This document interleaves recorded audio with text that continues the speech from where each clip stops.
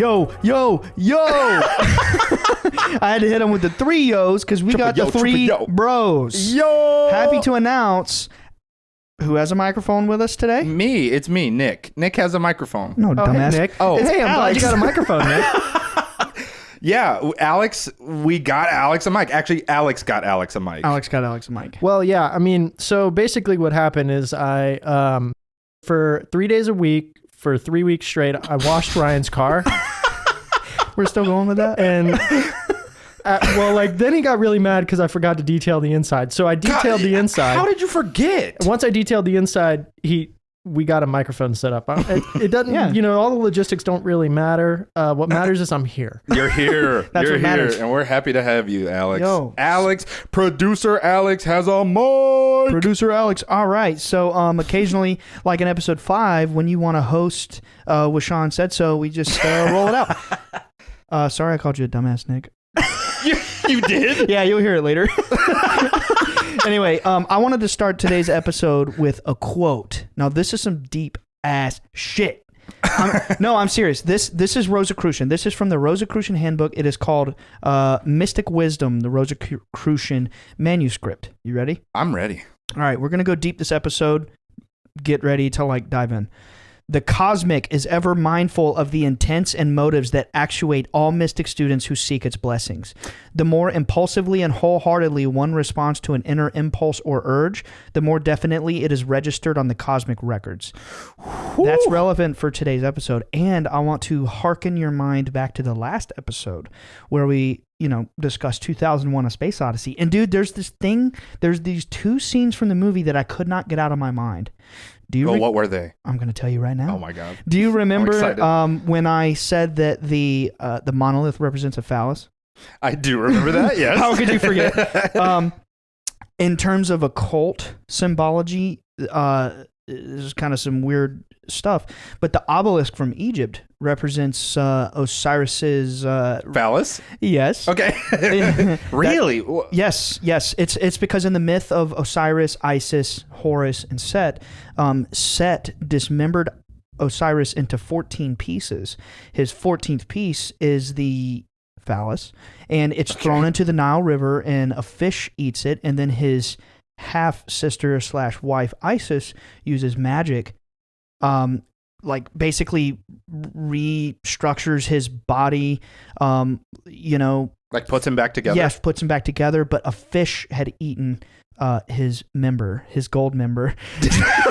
So she couldn't find one. So the reason I say gold member is because she used magic to create one, and it was like gold. Obviously, this is metaphor. Hang on. I'm serious. This is real Egyptian myth. Osiris? Yes. In Egyptian myth. Yes. Again, this is a myth. This is not literal. So that's what the obelisk is. It represents that, but it's a myth that the masculine and feminine forces of nature create all life in the cosmos. It's all metaphor. It's all like deep symbolic truth wrapped in these metaphors that have been, orally transmitted for thousands of years. And don't you dare make an oral joke. Bro, hold up.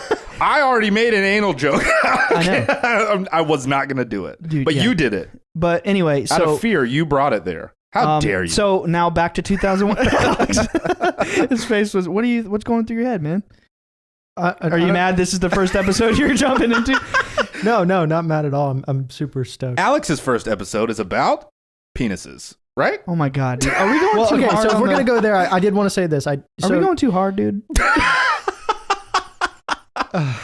No, I got it. Hard? You didn't have to. Yeah, let's reset. We got it.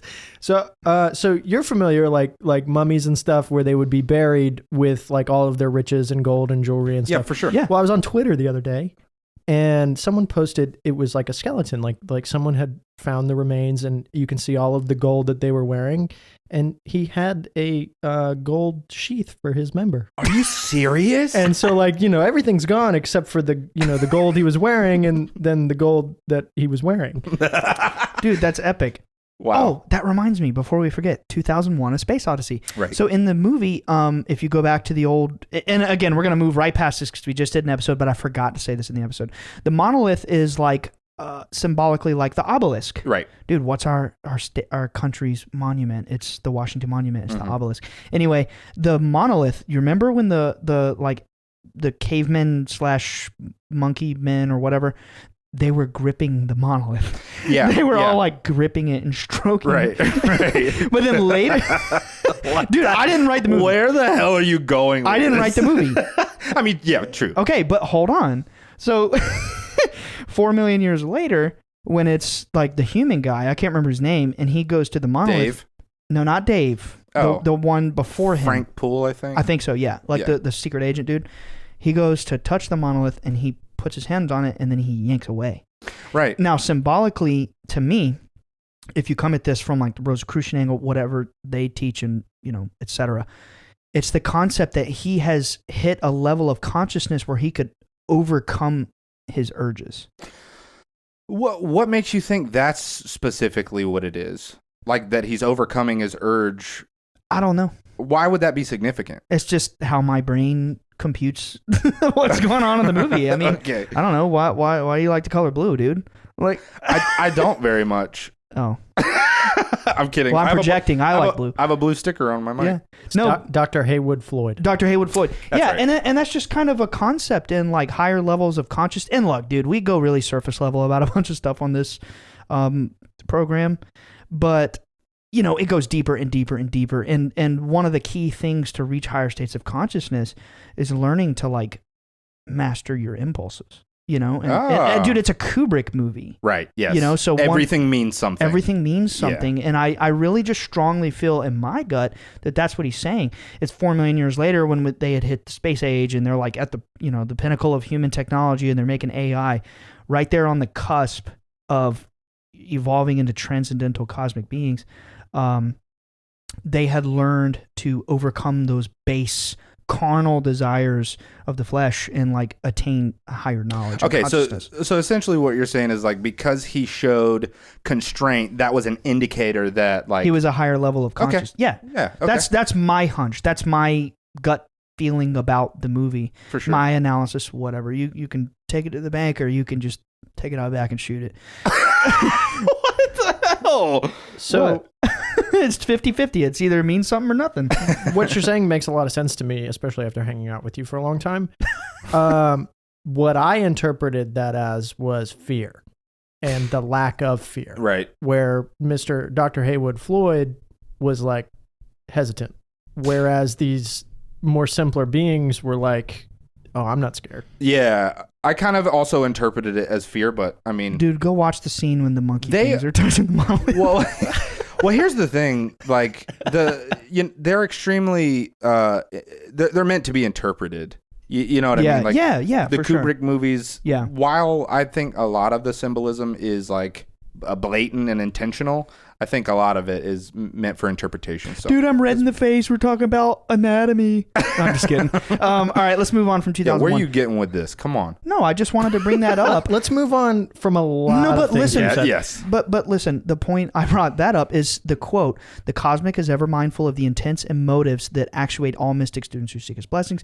The more impulsively and wholeheartedly one responds to an inner impulse or urge, the more definitely it is registered on the cosmic records."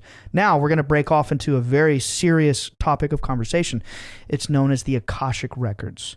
Now, if you study like 19th century esoterica and even like early 20th century, very early, like turn of the century America, and just Western occult culture in general, right? Like everybody studies this, Anyway.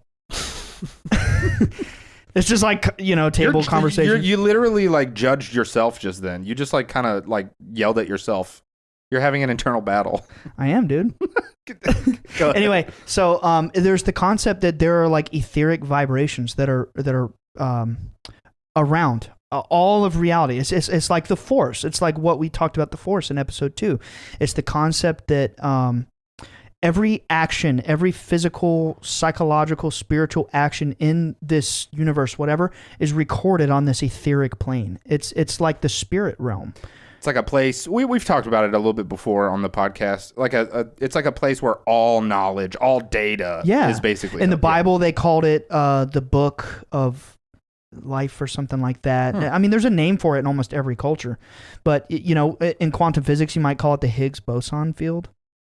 Oh, is that like kind of the same thing? I've heard of that. It's just the concept that there is a real layer of reality that is like the glue for all of this reality that we're, interpreting. I see the wood and the rock and the tree. I can touch it with my hands, but there's a reality behind this base physical reality, right? It's subtle. It's sensitive. Whereas I might punch a wooden wall and I feel like it's really rigid. It's really hard. It's not going anywhere unless I punch it really hard and break through the wall. I see what you mean. Well, this spiritual realm is so sensitive. You might interact with one part of this realm and it might cause a butterfly effect all throughout this base physical reality. So the concept is there are mystics who have been born that could tap into the akashic records, is what they call it. Really? Oh, it's coming back to me now. It's called akasha. It's an ancient Sanskrit concept. Akasha. So what we're going to talk about today is 3 mystics who tapped into the Akashic records, and they basically like remote viewed the life of Jesus. Whoa, dude. Are you serious? Yeah. So we're going to start with Edgar Cayce. Oh, that's epic. And also, Edgar Cayce is somebody that you have been like hounding me to look up for a long time. For years. And I never did. Good. You're lost, man. Yeah. You're lost. So I'm ready for this. Okay. Go Alex, for it. I got you on Edgar Cayce a little while ago. So Edgar Cayce is probably the most prolific psychic in the last 2,000 years. What time period was he around? Like 1930s. Oh, okay. I mean, he was born earlier than that, but he was really popping off in like the 30s, the 40s. He had, I want to say he had over 14,000 psychic readings, and many of them were recorded to have been accurate, and they came true.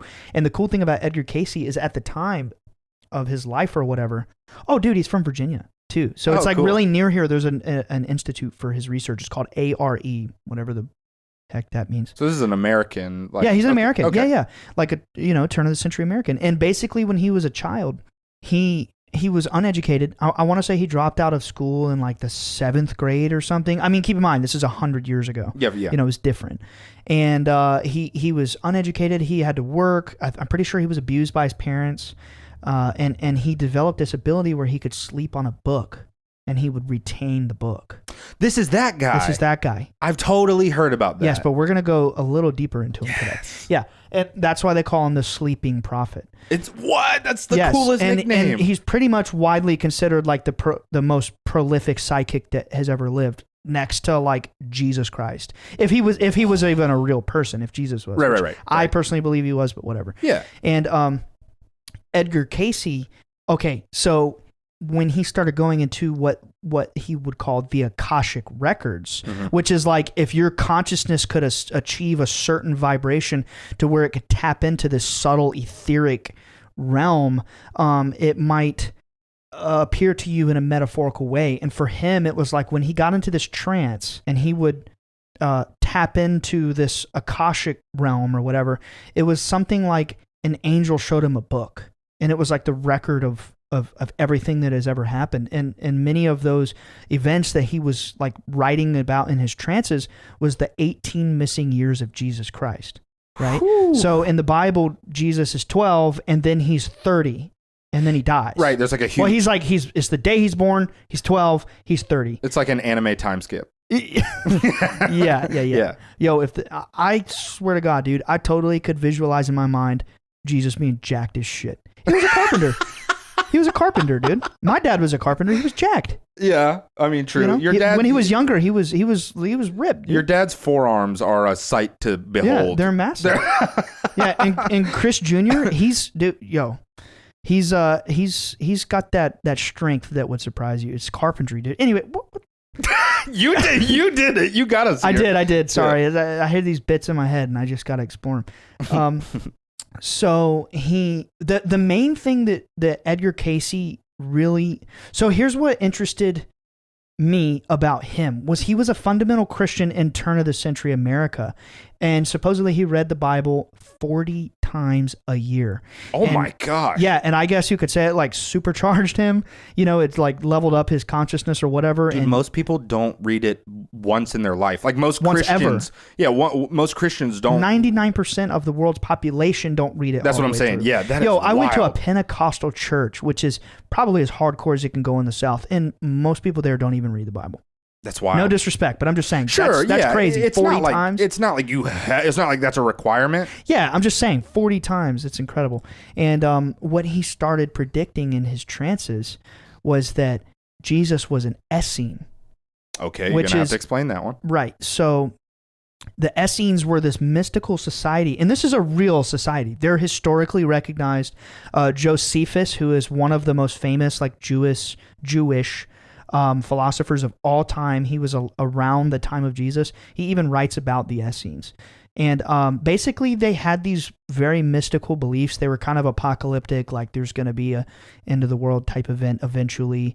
And they believed in like the duality of light and dark. It was a lot of Egyptian mysticism mixed into their community. And the point being here is Edgar Cayce said he psychically viewed the past and Jesus was an Essene.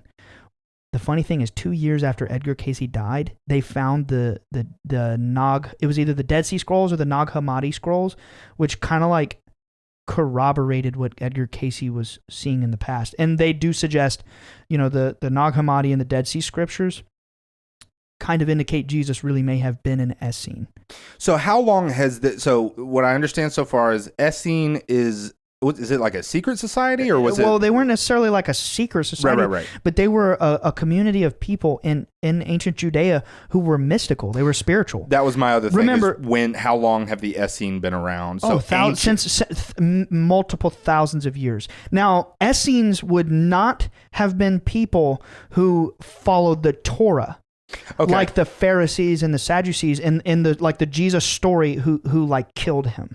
Okay. That's what you think of Judaism in your mind. That would have been the Pharisees and the Sadducees. They are actually mentioned in the New Testament. They're like the priests on the corner who would wear like robes of gold and like, shame on you, you don't come to the temple enough. The Essenes had their own little mystical community, and they had very spiritual beliefs. It's not written about in the Bible. It's like some secret lost history shit. Edgar Cayce was the first one to really like insinuate this, and then they did these archaeological digs, which it was the Dead Sea Scrolls. Okay, so the Dead Sea Scrolls. Dead Sea Scrolls were found in 1947. Cayce died in 45. There you go, 2 years later. Wow. All right, so anyway, point being, Edgar Cayce kind of like indicated Jesus may have been in a mystical society. Now, not only that, he had a lot of really fringe ideas about what we understand to be the Christ. And this is kind of what brought my mind out of a box with spirituality. Because, we're all in the South here. We all grew up either Catholic or Baptist or non-denominational or Pentecostal or whatever. Yeah. Now I'm out here talking about like crystals and shit. That is not a crystal joke. Dude, you said you were done with the crystal joke. That's not a joke. And you just made a crystal joke. No. Alex, was that a joke? That was a joke. That was a crystal joke. Be on my side or you're fired. Wait, Nick's been signing my checks this whole time? We don't get checks. We don't make money. Anyway, so okay. That was funny, dude. It wasn't a joke, dude. I'm just saying, I've with it. I've come a long way from Christianity, and it's because I found things like this that indicate, the Vatican really is like evil, and they're tricking everybody to believe in the wrong story. And you know what? If somebody says, well, I'm not a Catholic, I'm a Protestant, your book still comes from them. It still comes from the Vatican. And anyway, that's a whole nother topic. Yeah. So here's the cosmology that Edgar Cayce spoke about that I think is really cool. The Christ soul. So don't think about the man Jesus who you think of in history. Like, don't think about him. Think of... He's ripped, by the way. Yeah. No, dude, I think he was probably absolutely jacked. And I'm telling you, dude, he was a party animal. His first miracle was turning water to wine. Yeah, I mean, come on. That's some dude. Dionysus / Bacchus. Oh, shit that's right how there. we're going to end today. So the Christ soul is this eternal, infinite being, according to, Edgar Cayce. It's this immortal soul that has incarnated many times. And Jesus would not have been the only one. See, we're taught there's only one Christ, there's only one this, there's only one that. I don't necessarily think so. It started in the times of Atlantis, like the incarnation of this Savior spirit that's been here at every age, at every eon. It started with the times of Atlantis before we were like physical beings, and then there may have been some things there where they like messed up and caused us to incarnate in this lower physical realm to like rehabilitate our consciousness and learn lessons over millions of years, kind of like 2001: A Space Odyssey. And then he goes into like the Christ being may have been like the first human, all the way through Enoch, Melchizedek, Zoroaster, Jesus, and then of course most people say, "Oh, there's going to be another one." I think it's metaphorical. I think personally, dude, you want to know some out of the box shit? I think the next Christ will be like the collective awakening. Yeah, I think that's so cool. Yeah, I think it'll be a collective awakening. That's sick. But so he goes into Melchizedek, and Melchizedek is this figure in the Bible who was like this Old Testament priestly figure who they write about in the Bible as being super important, but no one knows anything about him. And at one point, it's in blah blah blah blah blah. Oh, I didn't write down the book, but I think it's Hebrews 13 through 17. Jesus is named or branded or whatever to be a high priest in the great order of Melchizedek. So that's actually canon. That's in the Bible? Yes, that's in the New Testament. I just can't remember the book. I'll have to find it. But it is canonically written that Jesus is a priest in the order of Melchizedek. So then I was like, what the heck is Melchizedek? You know, that's not something you hear about a lot. So I started looking into it, and the name Zedek is an ancient, it's either Canaanite or Hittite. I can't remember the culture it comes from, but Google will tell you. Zedek means Jupiter. And when you break down the etymology of the word Melchizedek, it equals my God is Jupiter. So when you start to break down, what's up? Hebrews 5 through 6. Hebrews 5 through 6. I knew it was Hebrews. Jesus is considered Melchizedek, whatever. So when you break down like the etymology and the more mystical interpretations of the Bible, there may have been an ancient secret succession of mystical priests teaching about Jupiter. Which remember in 2000... Oh my God, dude. Yeah, well, remember in 2001, A Space Odyssey, when they get to Jupiter is when they reach that cosmic level. Zeus is Jupiter, Osiris is Jupiter. Jupiter, astrologically, is always like the savior figure. Dude, Jesus' name, linguistically, comes from the word Zeus. Which really? Is, oh, yes. That makes sense. I mean, they're kind of similar. Yes. And anyway, dude, I'm really skimming over. Dude, Edgar Cayce has 14,000 readings. I'm really skimming over his basic beliefs here because I'm going to get to the other two mystics. He says all souls are evolving back towards the original creator. So it's just like the Hermetic text, the ancient Egyptian mystical wisdom is that, you know, if there was a Big Bang, it's like there's this one eternal consciousness and it explodes and all of the individual fractal pieces of the original consciousness shoot outward, and then over millions and millions of years, every little individual pieces of that same consciousness are coming back inward to the original source. Think about, I think it was Einstein, the whole like energy can't be created or destroyed. Yeah. So it's one big energy that just started splitting. It just started splitting and splitting and splitting and splitting. And that's the universe. Well, and I'm no genius, but I'm pretty sure that's how we're made. Yeah. Yeah. I mean, that exactly. Right. Yeah. It's a total Splitting parallel. It's like mitosis and shit. splitting. Yeah. And then That you sucked end at up biology, with, dude. like, I got a C. I changed my major. I got a C, biology 101. It was my major, dude. I was going to like PA school. Jesus. Yeah. And then let's see. Oh, he also saw a lady. Really? Yes, he had a lady experience. Edgar Cayce did. Yes, just like my dad did. He had a lady experience. He saw this mystical shining lady. Is there like a thoroughly detailed account of? There isn't like there's books about him. Wow. You have to think this is one of the most prolific psychics of all time. It would take a lifetime of research to really go into everything he said. But the main takeaway about Edgar Cayce, I really want our listeners out there to go Google him and research him, especially our Christian-minded listeners, because I think they'll find comfort. There's so many intelligent, open-minded, intuitive people out there like ourselves who were raised Christian, and it's like, I know there's something outside of the Bible, but I'm afraid. Oh, so much fear associated with Edgar that thought Cayce alone. is that thing. Like if you're a Christian but you know there's something more, look to Edgar Cayce. I think you'll find comfort in that. And, you know, basically the main takeaway from Edgar Cayce is that he was a fundamental Christian. He started doing all this psychic shit, just like my dad did. And, moral of the story, the word New Age actually comes from all the things that Edgar Cayce brought into the collective consciousness. Really? How so? Because he started bringing all these concepts out into the public, and they call it New Age spirituality. So he was like the forefront of the New Age. Yes. That is so badass. It's because of him that people... Oh, dude, he talked about chakras. Really? Yes. All the way back then? Yes. He had that new age drip. Yeah. Yo, definitely we've got new age drip. That's killer. And he talks about how Jesus went to like India, Tibet, Persia, Greece, am I missing anywhere? Egypt, and learned from all of their spiritual masters and became a sage, mastered karma, reincarnation, all that stuff, and then came and taught about it in the West, and that's why they murdered him. I just had a wild realization. This is out of left field a little. You beat the new God of War game, right? Yes. You remember when they were talking about Tyr? Yeah. Do you remember Tyr in the game? He traveled. It showed his vault. And exactly he had like Japan, what you just Egypt. said. Yeah. Have you seen the newest trailer of God of War? Yes. Tyr looks like Jesus. Oh my God, he does. He looks just like Jesus. Now, I don't know a lot about Norse mythology, but he probably is like a Jesus figure. I don't know. I would have to look into that. All I know, and I don't know much either, I know what the game told, which, as far as I know, is mostly accurate. But I know that Tyr is like the Norse god of war.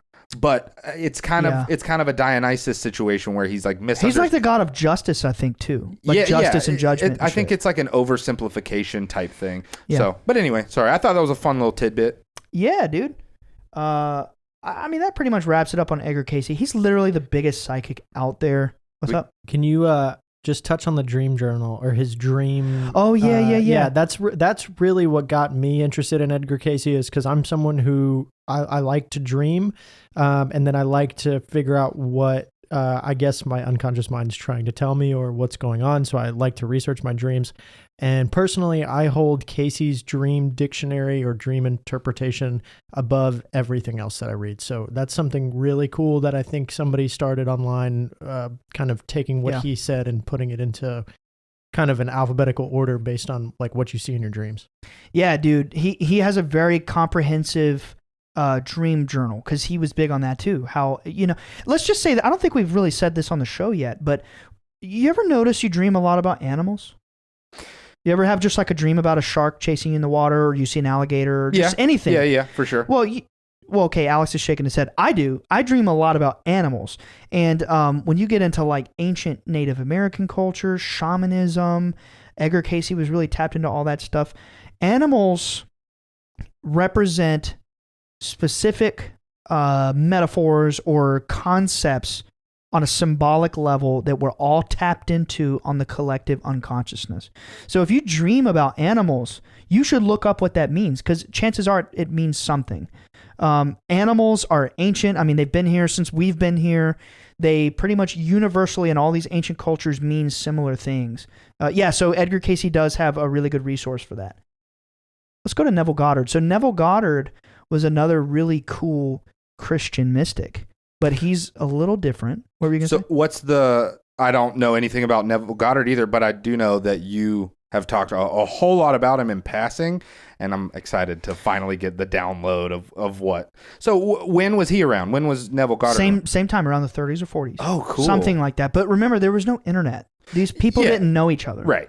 All they learned was from their little psychic visions and going to the library. Also America or no? Yes. Oh, cool. All three of these dudes, I'm pretty sure, are American. American Christian mystics. And what Neville Goddard and Edgar Cayce have in common, I did forget to say this about Edgar Cayce. This is my favorite thing here. This is, I believe, the most important takeaway. What they realized in their psychic visions, both of them went into the akashic records, which is pretty much the concept that you remote view, if you want to put it in modern terms. Both of them said that the story of the Jesus figure, the Christ, if there is really a savior force, that it's an energy, it's like this eternal spirit, it is not literal. We should not be reading the Bible as a literal story of a dude who was whipped and beaten and murdered and then cry about it for another 1,000 years. Like do you ever go to church and remember we're supposed to like cry watching the Passion of the Christ? And it's like, why are we worshiping torture and death? That's a good point. Dude, yeah. and dude, we wear a cross on our neck.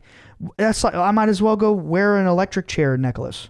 I mean, think about it. That's a good point. It's kind of like it has turned into a modern death worship.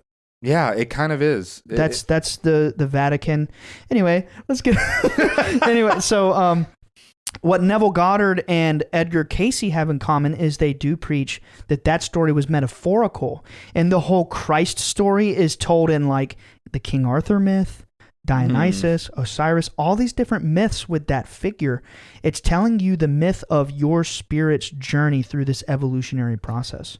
It's almost kind of sounding like the Christ figure, or Christ is like an archetype. It's the archetype. So that's so cool. It's the archetype that you're supposed to be inspired by and follow for your soul to evolve to the next level. It's not saying be perfect like Christ. It's just like dude, I mean, come on. Every time I watch Dragon Ball Z, I want to bang out push-ups. Oh my gosh. And yeah, that's true. Yeah. It influences you. Yeah. It influences you. It inspires you. Every time I think about Jesus, every time I think about King Arthur, whatever. I'm just saying. And what's the story of Jesus? He came to earth to show humanity what they need to do to ascend. Now, Nick, what was that?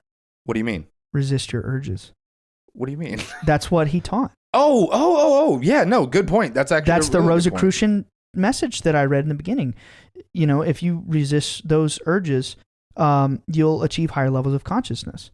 Yeah, it's like all religions, all major religions throughout time were all giving a little piece of this Christ archetype. Yep. That's so cool. Yeah. Now, we're going to go a little more into Neville Goddard specifically here because he was a badass dude, and he taught people how to actually like basically use manifestation back then, like in the 30s and 40s. So this was Neville Goddard's big thing. God is not outside of you. You are asleep in God, and God is asleep in you. The true God is within the realm of your imagination, and that when your soul goes through its awakening process, God awakens inside of your soul. The characters in the biblical scripture are different states of consciousness. So when you read about the different disciples, they're different levels of consciousness that we're trying to attain to evolve our soul to the next level. Oh, and you were saying... They're not literal. You were saying earlier that like our consciousness, our souls or whatever, are on a path to get back to the original state of consciousness. So which is that oneness. Whole God awakening with us sounds like a metaphor for getting our consciousness back to its original state. That's exactly right. That's so epic. And yeah. That's so cool. Well, it's the concept that we really are in a simulation, but they didn't have that word back then. They didn't have computers. So they say it's a dream, it's imagination. It's the Gnostics even said it was a nightmare. Plato's cave. Yeah. Yes, that's a big one. And that is actually what the Orphics were drawing from, like the Dionysian mystery school and the Orphic mysteries. They're called Neoplatonists, and they taught Plato's cave. I was trying to remember the word. I learned this in college. That's it. And then the Book of John, we talked about this in episode 1. The Book of John was influenced by Plato and Plato's cave. Anyway, what were we talking about? Neville Goddard. I got my notes here. The characters in the scripture are different states of consciousness, and imagination and belief is your manifesting power. Full disclosure, this is why I say this shit. Because I've spent so long studying these people, and it's just, a normal part of my daily monologue. Yeah, with for myself sure. Or whatever. Okay, so we talked about this in episode 8, but when you use your imagination, I truly believe, and full disclosure, I have a psychology degree. When my dad got a hypnotic regression, and I was only 14 years old, and I met this guy who blew me away and taught me about psychic phenomenon, how there's like parapsychology and it's just some fringe stuff, some psychic stuff. It motivated me to go study psychology for my major, and I've just pondered this stuff my whole life. I believe, or the conclusion that I've come to, is that your imagination is one of the powerful mechanisms by which you can change the beliefs in your unconscious mind. Everything else manifests from there. Yeah, that's something that we come back to a lot. What we talk about a lot when we bring up manifestation. Yes. So it sounds like Neville Goddard was instrumental in bringing that into the new age. Yes. Right? Because manifestation it's not like a new concept by any means, right? No. It's been around a very long time. There's a book called The Secret, and it like really makes it look dumb. Have you heard of The Secret? No, it's one never. of the biggest occult books of all time. It's like mainstream. It's in every Barnes and Noble. It's just called The Secret. And it's like, if you believe something, it'll appear. That's not true. Right. That's not the point. I personally believe that it's backwards. I don't think that you're just bumbling through this life creating experiences. I actually think this reality is very malleable. There's a concept called consensus reality. And basically there are billions of consciousnesses here experiencing different varying levels of one consensus reality at the same time, and it's malleable for that reason. That's why it's a multiverse. You're your own main character, Nick is his own main character, I'm my own main character, and our realities are like different versions of the overall collective, and they're interlapping with one another. But I believe it's all manifesting from our unconscious mind. You know what I mean? So I don't believe you're just bumbling around and you're bumping into things. I actually believe you're creating it from your spirit, and you're experiencing what the deepest levels of your spirit wants you to experience. And if you imagine, positive success, happiness, getting jacked, ripped at the gym, whatever, that's how you do that kind of thing. Arnold Schwarzenegger gives a speech about that. They asked him, how did you become the best bodybuilder in the world? And he literally said, I envisioned it in my third eye, and every day I took steps to become closer to that vision I witnessed in my third eye. That's literally manifestation. Yeah, so I truly believe it's important what you believe. You should guard and protect your beliefs and use your imagination to kind of like refine the most positive version of your life and reality, and it'll all fall into place from there. Hell yeah. But you have to do the work. That's kind of what you do. What Arnold's talking about. This is like, you can only achieve what you can imagine, but you have to start taking steps to get there. You bring up a valuable point. 95% of this is just regular psychology, not fringe shit. 95% of your waking habits, thoughts, moods, expressions, whatever, come from the deepest levels of your unconscious mind, locked away in your psyche. But if you have positive beliefs, you're going to have positive habits. You'll do the work. You'll take the step. See, that's the thing. It's like, this is a weird anecdote, but back in the day, somebody, you remember, Colby? Yeah, I love Colby. Colby's dad. We have the same birthday. Yeah, that's right. You guys do. Yeah. Colby's dad had this mantra, and back in the day, it really bugged me, and it kind of still does. His mantra was, hope is not a method. But I've come to find that's not true. Yeah, you gotta have hope. I've come to find that hope is the first step. Yeah. Hope is a step. Yeah. You know what I mean? If you don't even have hope, you're not getting anywhere. So the whole thing is like, believe it, speak it as if it's true. And what you're saying, your unconscious will force you to take physical steps towards it will drive you making that real. Yes. Yeah. That's the secret. That is the secret. That's the magic. That's the manifestation. If you just, whatever you need to do to change your beliefs to be positive, and keep them grounded. For sure. There's a lot of people out there who might really take this a little too literal and say, great, I'm going to believe I can fly. That ain't real. You definitely got to stay grounded. But just, if you believe I am successful. Ariana Grande has a song, I'm so successful. I'm so successful. Ryan? It's a mantra. Can you do it one more time? I'm so successful. That's impeccable singing, Ryan. Really? It's impeccable. Dude, I thought it sucked. Is that the same song that we talked about in that one episode? Nope. Different one. So she's all about this shit. She's all about this shit. About it. Yeah, dude, I honestly think a lot of her lyrics are affirmations. That's so cool. Secret affirmations. Think about it, dude. She sings the song I'm so successful, and billions of people around the world hear it and believe it. And she becomes successful. Successful. Yes. Anyway, so that's the concept of manifestation. Really, I feel like as we revisit this subject, we can go to the deeper levels. People have heard our previous episodes where we talk about it a little bit, and then each time we come back to it, we can refine it. Because I guarantee you, there's a lot of people out there who are interested in this, and they want to know how it works.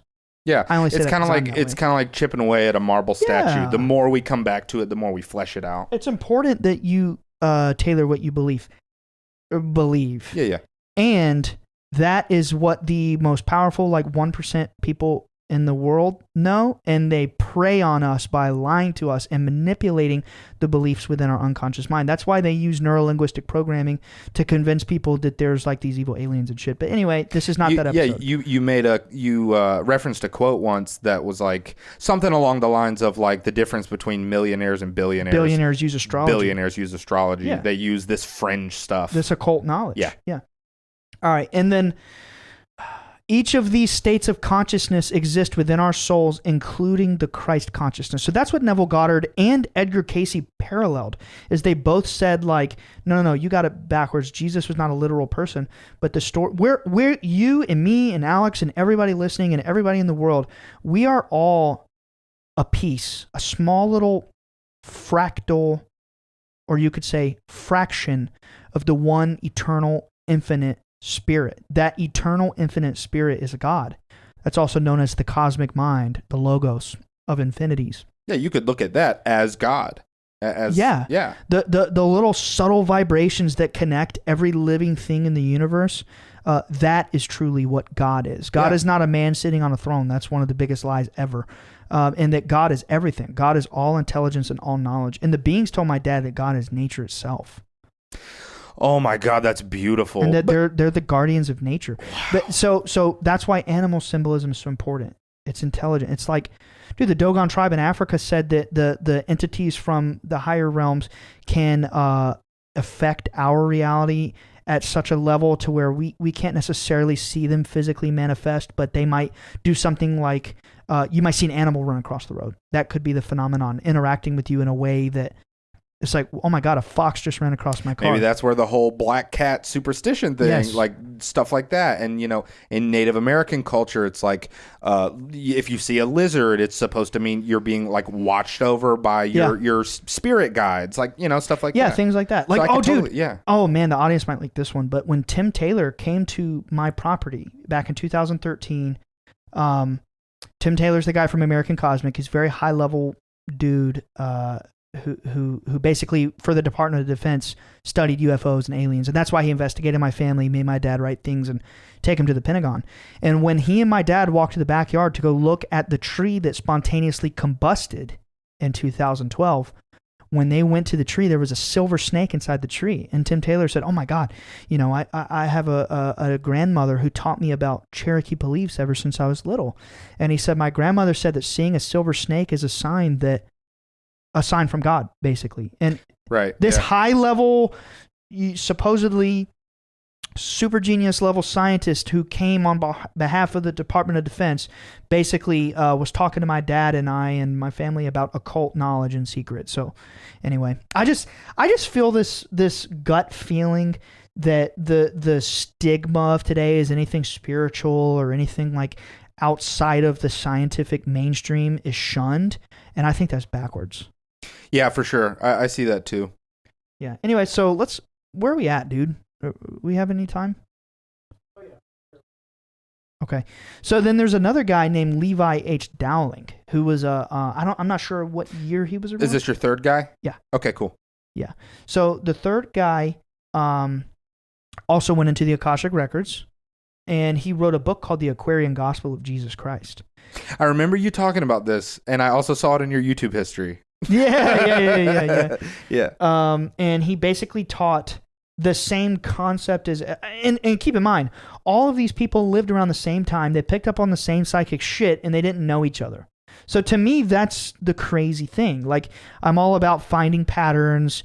It's almost as if the collective consciousness reached a point where now that information is accessible, so then boom, some of the great minds of the world all suddenly access it at the same time. It's like that at every age. That's what knowledge and technology is it's the collective consciousness evolving together.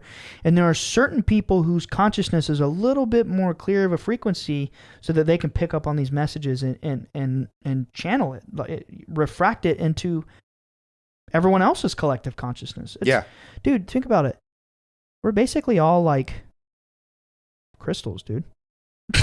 Okay, now you've done 2 crystal jokes in one episode. Oh, sure, it's not, Ryan. It's not a Bruh, it's not a crystal DNA joke. is crystalline. That's a fact. For the record, I love the crystal jokes. It's not a joke. You could never throw... Sure, okay, whatever. I love the crystal jokes, Ryan. You could never get rid of them, and I'd be happy. It's on the table. Okay. It's on the table. I'm taking a hiatus. Okay, fair enough. Anyway, your DNA is actually crystalline, dude. Really? I mean, yes. So DNA at a molecular level is like, what do you mean by? Well, I mean, the concept of a crystal is that there are certain vibratory patterns in nature that are seemingly intelligent, and they form certain structures. That's what okay. So this is not the crystal episode. All right. Paparazzi, don't get me, dude. Paparazzi. I'm just kidding. Anyway, the concept of crystals having any sort of energy or power or whatever is because on a molecular structure, they're pure. So they can harness and redirect energy more purely. That's all it is. That's demystified. People are all like, dude, I got like a lapis lazuli on my forehead and I'm chilling in the bathtub. Like, that's cool, whatever. Do your thing. In the bathtub. Do your thing. Do your thing. But, you know, the whole concept is just that energy can be harnessed in there. But, dude, our DNA is crystalline. Everything in the universe is crystalline because there's a certain frequency that causes it to manifest with a specific structure on a molecular level. Okay, yeah, that totally makes sense. Yeah, it's like cymatics, remember? You play the sound on the table of sand and then it makes a certain shape. Right. It's crystallized. Yeah, in a way, it's sort of the same concept. Yeah. That's what I'm getting at. That's epic. Yeah, but there are certain crystals that exist in nature that... Dude, we're crystals. I just said that and you mocked me. But when I say it's cooler, it's cooler. You have to admit it's I just cooler. said that. We're basically crystals. It's cooler when I say it. Because I've seen Steven Universe, all of it. And so I have a little bit of a perspective you don't have, okay? Let's be clear on that. A little gatekeeping going on with the crystal jokes. Am I being gaslit right now? What the heck? Let's keep it to one crystal joke per episode. I have not made a crystal joke. Dude, so I've pigeonholed myself. If I bring up the word crystal, it's a joke now? Yes. Did it just backfire on me? Yeah. What's going to happen when we do the crystals episode? I'm so excited for that. I just don't feel like I know enough about him yet. Yeah, we'll get there. Yeah, we'll get there. Anyway, DNA is crystalline. It is. It actually is. So badass. Yeah, and dang, that blew crystals, honestly, that legit blew my mind. Yeah, well, I learned that from a Rosicrucian. You know what it is, honestly? It's obviously not that I said it and therefore it's better. No, I know. After you explained it and then reiterated it, then it all clicked for me. Yeah. It was like you explained it and then it's like, we're crystals. Yeah, we are crystals, dude. That's why look, for every mystical woo-woo thing, there is a reasonable scientific quantum physics whatever explanation. Like, here's one. You ever heard of the photon double slit experiment? Nope. Yes. Okay. Alex, you have? Yep. Wait, is that the thing with the light? Yes. Okay, yeah, totally. But let's just go over it for the listener. For the audience, yeah. Yeah, this is one of the most mind-blowing things I've ever heard. They would shoot photons. So frame of reference. Alex, you could Google this. I think the minimum requirement for a visible light is 60 photons. I think. I'm not quite sure, Okay. but I want to say 60 photons. But Yeah. they have these devices where they can shoot one photon. You can't even see this with the eye. This is like atomic small, right? Right. And they shoot this photon through a little slit. And they, well, it's probably not as small as an atom. There's going to be somebody like, that's impossible, dude. Right. Dude, we're not experts. We're just, Well, it's going to take me a second because I Googled minimum requirement for visible light and it's giving me a bunch of OSHA links. So give me a second. So they would shoot a photon through a slit, and that photon, when observed with the proper instrumentation, would go in a straight line. And they had a device to shoot the photon on a trajectory. They had the slit for it to pass through, and they had a device to measure the trajectory of Like the observe photon. it. Yeah. Yes, observe it. Mm-hmm. And then they had a device to record the outcome.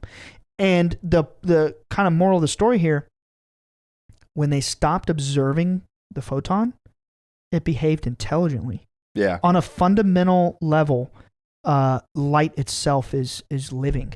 It's intelligent. And it would behave, so they would shoot two photons. That's why it's called the double photon slit experiment. And they shot two photons through two slits, and when they observed the photons, they went straight. When they don't observe the photons, they behave like every possible scenario in infinity. That's what they measured as the outcome. It behaved like waves and particles. It's like the fundamental rules of reality collapsed when they weren't observing the photons. Point being, this is a matrix of light. Right. Everything is light. Dude, you have light in your DNA. Yeah. Literally. Dude, I know people who, I actually know the director of the Rhine Research Center at Duke, which J.B. Rhine was a really famous parapsychologist. He's actually, the Rhine Research Center is a parapsychology institute in North Carolina. Naturally, we know them because of the UFO stuff. And they were telling my dad that they did a study there at the Rhine Research where they would they would put blood in a petri dish and they would measure like the photon count when they would pop the little blood molecules. Light was coming out of the blood on like a molecular level. There's light in your blood. There's light in your DNA. There's light in your food. The light goes into the grass and the nutrients, whatever that the animals eat. We're eating the animals who are eating the grass, who are absorbing the sunlight. Light is in everything, dude. Yeah. Light is the fundamental particle probably of this whole matrix that we're in. And the beings are made of light because I think that they're pure. It's pure. It's the most like focused version of what this is. Yeah, I think so. I think there's a connection there about. It's like concentrated. It's like it's I don't know, man. It's hard to explain. Like if there was a consciousness that could manipulate this matrix at will, they would appear to be light. Yeah. You know, and then there's the other thing. It's the quantum observer of effect. The quantum observer effect. When you observe the light, it behaves differently. It's the same with the phenomenon. I've seen the phenomenon like thousands of times since I was 14, and I'm telling you, they are not behaving in a way that is normal or conventional. Pretty much every interaction I've ever had with the phenomenon was specifically tailored by these beings to do shit to make you, like confused and like, oh my God, these things are magical. They at every level of my life have defied what I thought should have been rules of reality. When we were just talking about the photon experiment, the first thing that came to mind was how the phenomenon behaves differently depending on if it's being observed or not. The quantum observer effect. But anyway, enough about all that nerd shit. Let's get back to Levi H. Dowling. Nerd. Now, I just called myself, I spent dozens of hours researching this shit. Okay. You're king nerd. I'm the king nerd? Yeah. Hey, as long as I can be king of something. Ryan is an Irish word meaning little king. Yeah, that's epic. Yeah, it is. You're the king nerd. You're little king nerd. I'm little king nerd. Dude, I'm gonna run with that. Love it. Christ is the logo of infinities. That's what Levi H. Dowling said. Christ, the universal love, pervades all spaces of infinity, and there is no end to love. And then, of course, in the Aquarian Gospel of Jesus Christ, Levi H. Dowling went to the Akashic Records, and he also corroborated what Edgar Cayce saw in his visions, and was the same thing, that Jesus went to Asia, India, Greece, Persia, whatever, and mastered all of their systems of consciousness and then taught it in the West. So think about it, dude. You're in first century Judea. They're teaching like you got to go sacrifice a lamb in the temple if you sin. You got to pay taxes to the Sadducees and blah, blah, blah.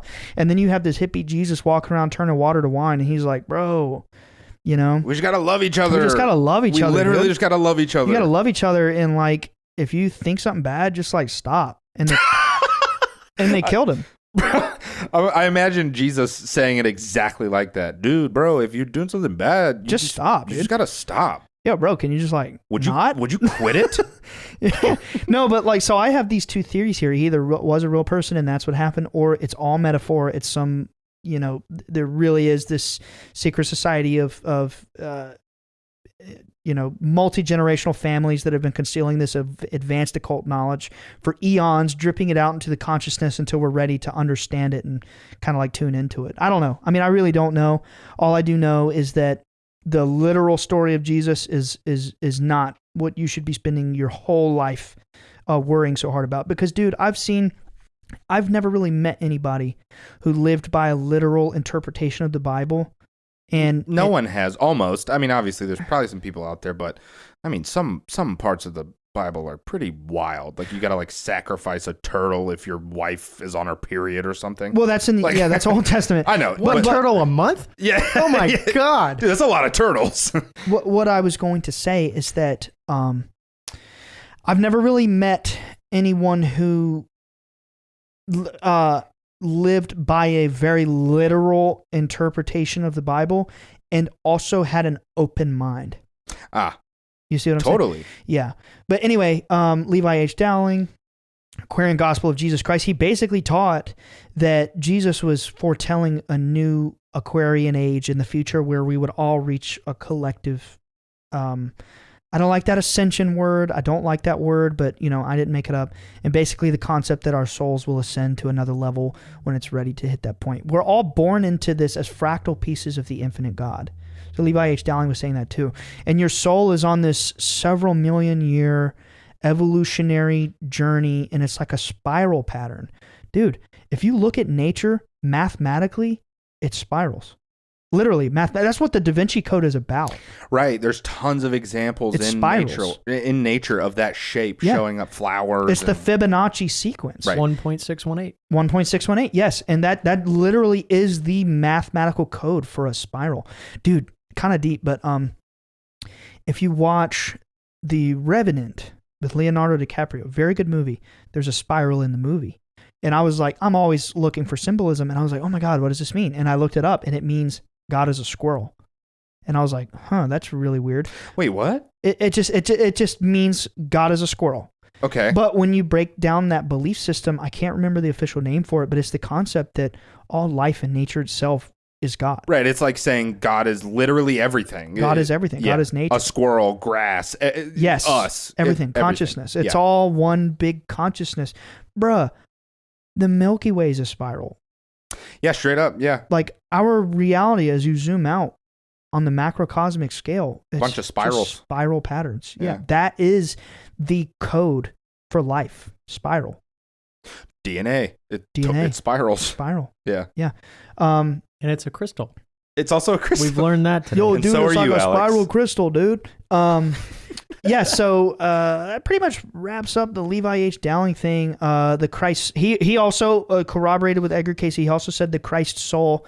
He's a little more basic with it. He said it was just Enoch, Melchizedek, and Jesus. And then Edgar Cayce has a list of like 7 to 10 people, including Zoroaster and other things. But what I'm gathering from what these, we were talking earlier about how it sounds like Christ is more like an archetype. It is. It's an archetype. And all these different religions are different pieces of explaining the Christ archetype. So these people that, like suggesting that Jesus traveled the planet in search of that knowledge, it sounds like. But it's the story of Hermes Trismegistus. Exactly. It's an archetype. It's not a literal, because it's not literal. Hermes Trismegistus is not a literal person. Right. It's an archetype. Yeah, and so they traveled the planet in search of the collective knowledge. They put the pieces together. Yes. Jesus, Hermes, whatever you want to call it, Tyr and God of War, whatever you want to call it. They traveled the planet so that they could put the pieces together and find out what it all meant. Yes. Is that not 10 times cooler than like I don't want to say, if you think the Bible story is cool, awesome. That the story of Jesus, that's cool. It is a good story. It's fantastic. Yeah, it's a great parable. The metaphors are beautiful. There's a lot of beauty in the Bible and in the story of Jesus, and so yeah, that's epic. I love that. Just the image of a figure traveling the whole known planet in search of the puzzle that it's the trying deepest to put knowledge together. attainable at the time. So cool. Yeah, and then they both conclude that Jesus was initiated into the knowledge of one God in the Temple of Alexandria, I think, in Egypt. Oh, okay. Like, anyway, so there's the concept that, again, a lot of this is speculation, but why not? We're speculating. It's fun. I mean, I see beings of light. My mind doesn't look to authorities for answers. Yeah. I feel like I can go find my own answers after sure. what I've experienced and share what I've learned with people. There's a concept that the first secret society of like the true teachings of God and consciousness started with Enoch. And there is a belief, Freemasons teach this. There is, and this is some demystified shit. This is like you have to go be initiated into these orders to learn this. But since I was 18, I've been studying this for dozens and hundreds and thousands of hours. But the concept that the historical Enoch may have been Hermes Trismegistus, or like their stories are linked archetypally, and that is when the first secret society was formed. Whatever they call it, the Great White Brotherhood or something. I might be confusing occult literatures here. Right. But it's the concept that for thousands of years, there has been a group who has been leaking occult knowledge or disseminating occult knowledge. That's so epic. Yeah, and then there's the other counter theory where there's like the Brotherhood of the Serpent or some shit like that, and it's like an evil group. I'm more willing to believe that, considering there's all these rich psychopaths in Silicon Valley and other places that basically run the world. You know, it's almost like we keep going back to archetypes in this episode, but it's almost like that is also an archetype. For the love of God, let's just not go back to phalluses. Yeah. I mean, but think about this. Think about how Zoroastrianism talks about like the good spirit and the bad spirit. Yes. It's kind of duality. It's a parallel. It's the same thing. So what's our time at, Alex? We're at an hour. Oh. Yeah. Oh, so we have to wrap it up here in a second? I mean, we don't have give me to. another minute. We don't have to. Can I have another minute? You've been allotted 5 more minutes. Okay. Thank you. So I wanted to end with a sick little bonus. So again, for a little while, it was not like I'm not some initiated sage, whatever. But I did study with a real Rosicrucian named Dr. Robert Gilbert. And he's an incredibly talented teacher of esoteric knowledge. And he has an institute in Asheville called the Vesica Institute. You can go to vesicainstitute.org or something like that. And I can't remember. I can find it. And he studied in Egypt for 17 years. He had a PhD in, I think it was comparative religions or something. I can't remember. And he studied vibrational energy from a master of vibrational energy in Egypt. He learned how to like use pendulums to detect energy. He taught me and Dad about how there's ley lines all over the planet and there's obelisks in certain key cities. Like I think there's one in New York, there's one in Giza or wherever it is in Egypt. There's one in Washington, D.C. There's one in Paris. There's obelisks all over the world. And they harness certain vibrational energies. And these ley lines across the earth are like these invisible grid patterns around the earth that have certain energy signatures. Now, Dr. Gilbert was saying they can be transmuted from negative to positive if you know how to use the vibrational technology. But it's the concept that, a child might see negative entities in their room at night, or maybe they've become gravely ill with some serious disease. What Dr. Gilbert was telling me is that there might have been a negative vibrational ley line running through these homes where things are happening all over the world. It's energy. Dude, that would support... You remember in a recent episode we talked about how like if one rat in the world learns something, they all learn it, or they'll all learn. That supports that. Yeah. That's how that would be transferred. It's like energy highways. Well, that specific concept is called morphogenetic resonance. That's true. That's right there how you know we have a collective consciousness. We're all tapped into a certain frequency. It's like if there was a net or like a spider web with drops of dew on every intersecting web, every one of our consciousnesses are those drops of dew on the web. And that's a real 5,000-year-old Indian concept called Indra's web. Yeah, it's like a node. We're like nodes on the web. Yeah. Yeah, we're like fractal pieces of one web. That's how consciousness is, and we're really all connected to that one web. So the ley lines are like the lines in between the nodes. Yes. By the way, don't know if you know this, but ley lines are a thing in Magic the Gathering. Oh, really? Yeah, I'm super into Magic, or I was for a while. And yeah, there are... I bought a deck to play with you, dude, and you're trying to sell your cards. I know. Dude, I'm broke. Once I'm not so broke, I'm going to get back into it, and we can totally play. It's going to be epic. Hell yeah. No, but there's like 5 ley line cards, and they literally like carry the magical, power, whatever it is that these planeswalkers like draw their power from. It transmits it all over the planet in like what you're saying, like underground, like kind of railways. Yeah, it's like energy highways. Exactly. Yeah. Well, the cool thing I wanted to end with, I know this was supposed to be like specifically about mystics, but I just can't get away from talking about the Rosicrucians. They're so cool to me. And they taught about how the myth of Dionysus is the same concept as like the Gnostic Jesus. So again, Dionysus is this Greek savior figure who was born of Zeus, like the king of the gods, also Jupiter in Rome. And he basically was slaughtered by the Titans, or like Jesus, he was crucified. He went, to the underworld for 3 days and came back. Well, Dionysus was reborn from the ashes of Titans. And the whole secret metaphor there is that we are all reincarnations, but we're also all part Titan, so to speak, in like the Greek relevant terms. So the myth of Dionysus is just teaching people like, hey, y'all are part God too. Yeah. It's an archetype. We're all fractal pieces of the godhood. We are all God. That's what I was trying to say earlier about Edgar Cayce too. He basically teaches the whole story of Jesus, the archetype, the metaphor. Neville Goddard taught it. Levi H. Dowling taught it, that we are all individual, like basically gods. I mean, imagine if there was one infinite, eternal God and it broke itself into billions and billions of pieces. We're all equally that piece. Yeah. And we're all just kind of like returning home to the spiritual reality. That's a good way to put it. Yeah. We're all kind of like little baby gods, and we're trying to level up and baby gods. Yeah, we're all baby gods, and we're trying to remember how to like return home to the original higher reality. Oh man, that's a really eloquent way to put it. Yeah, I mean, love I that. literally spend my whole life thinking about this shit, and I don't think I have any more. Oh! I do got to say this. So this is what the Rosicrucians teach: the evolution of man is not confined to Earth, but to 7 planets, and these 7 planets are different realms which are linked by etheric forces, which constantly have etheric energy flowing between them. So, like at the next level, of consciousness, we might ascend to another realm and have a life there in that reality. And Holy shit! Yeah. You're ending on that? Yeah. Bye, guys. Bye, guys. Weird things happen in the backyard of the Bledsoe house.